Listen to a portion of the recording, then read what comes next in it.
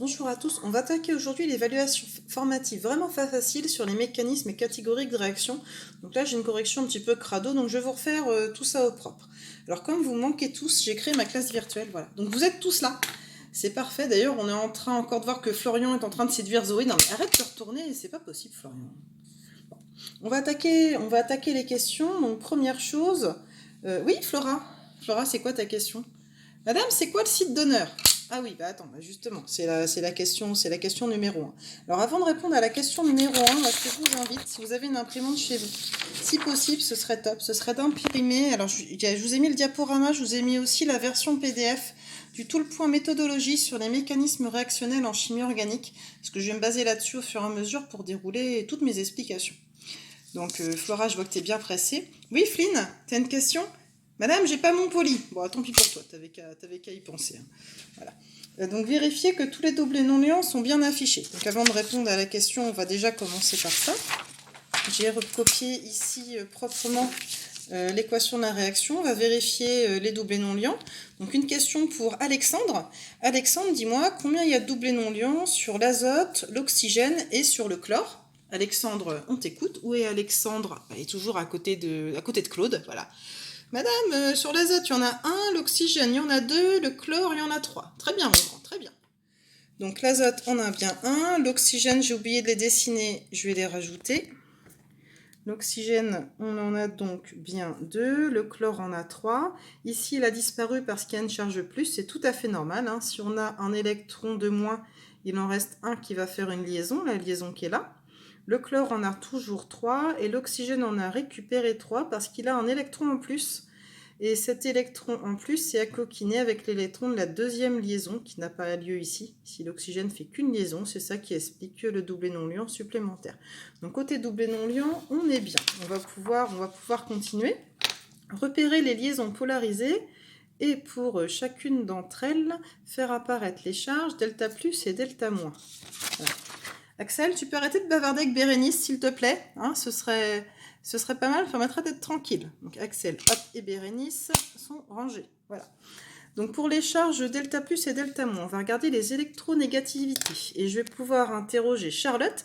Charlotte, dans ces atomes, quels sont les atomes les plus électronégatifs qui vont attirer vers eux les électrons? Charlotte, on t'écoute.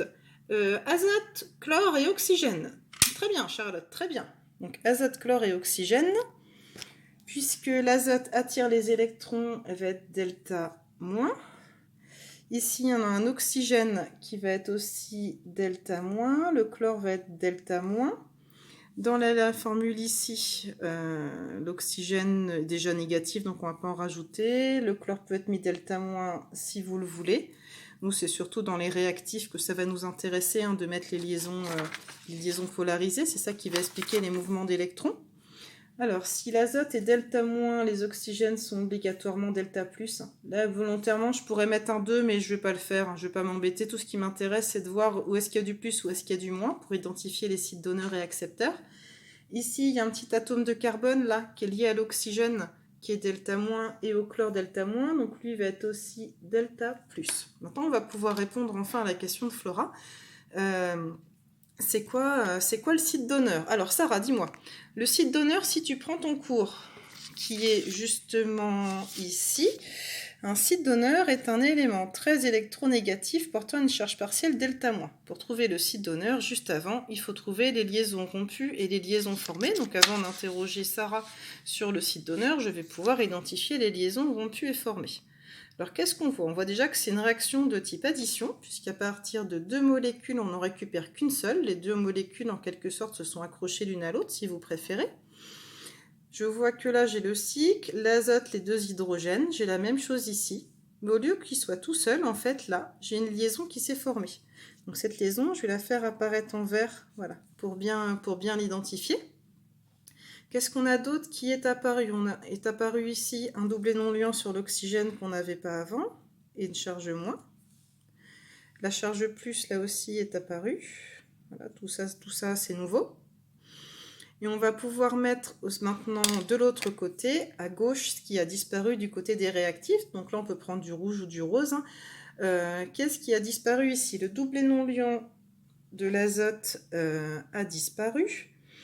La double liaison avec l'oxygène ici a également disparu. Il y en a une qui est partie. Voilà.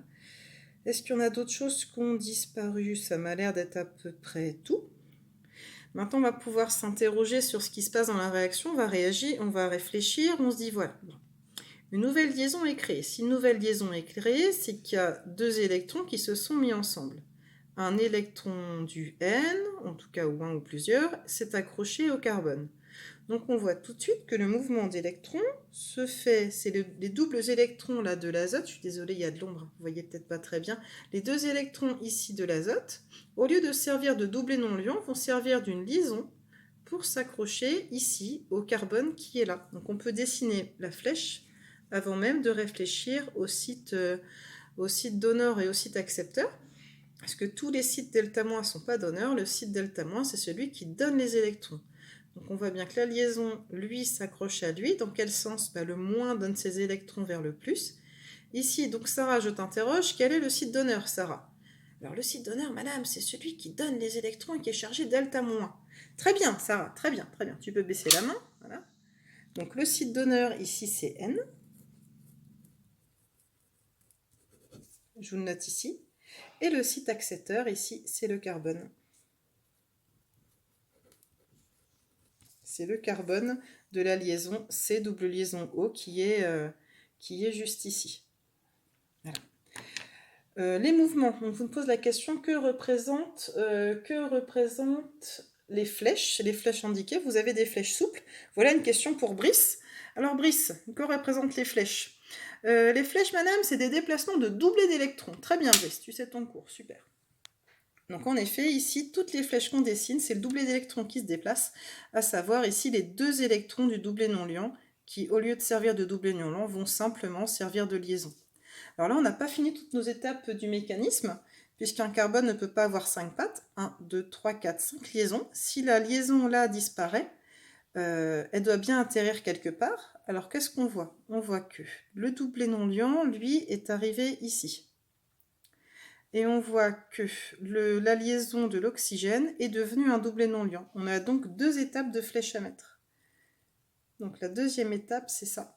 C'est le doublet non, la liaison, une partie de la liaison double va servir à former le doublet non-liant ici qui apparaît en vert. Donc on a l'étape 1 ici et l'étape 2 qui est là. Voilà. J'espère que c'est clair pour vous. On va pouvoir faire une pause si vous voulez bien. 1, 2. Voilà, c'est la récré. Allez hop, allez. Vous pouvez faire une petite pause et aller jouer avec vos téléphones portables. On reprend le niveau 2 juste après.